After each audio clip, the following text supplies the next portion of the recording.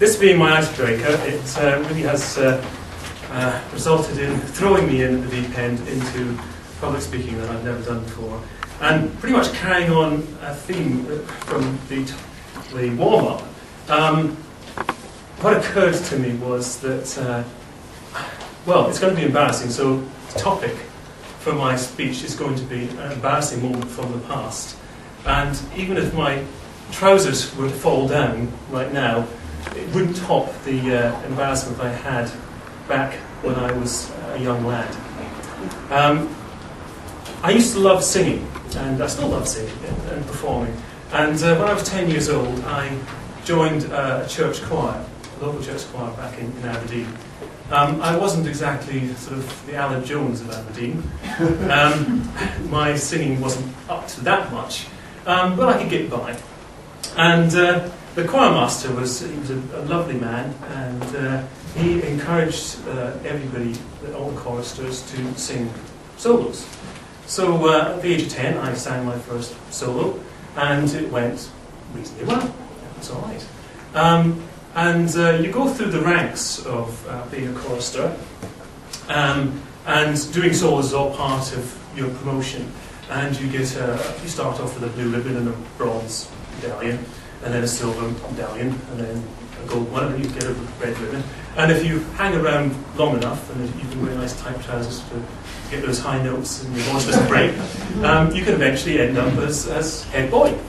I fell somewhat short. At the age of 12, my voice started to break.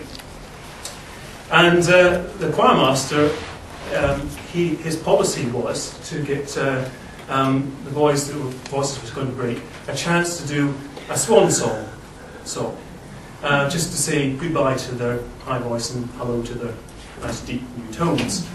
Now, one of the problems with when your voice starts breaking is that your top notes are somewhat dodgy.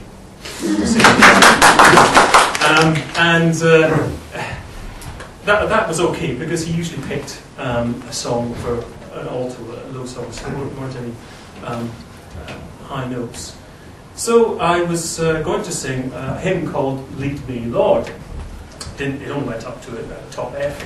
And we had a few rehearsals, and the day of the performance came up. It was just an ordinary Sunday morning service, and well, it's ordinary to everybody turning up. It wasn't particularly ordinary to me.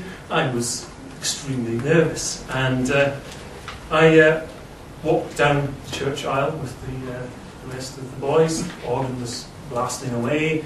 I was shuffling along and looking my usual angelic self in my red cassock and my white ruff and my blonde hair I had then. And the picture of the choir boy you would see on any Christmas card, annoying your neighbours and you with carol singing, that sort of thing.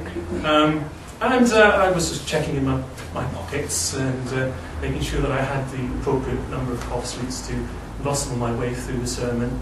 And just we went and sat down, and the service went on and on and on, as it usually did. And it wasn't until I came to my point to perform. I just stepped up, and I was eventually brought in by the choir master. I'm not sure if any of you are familiar with Carl Orff's Camino Burana.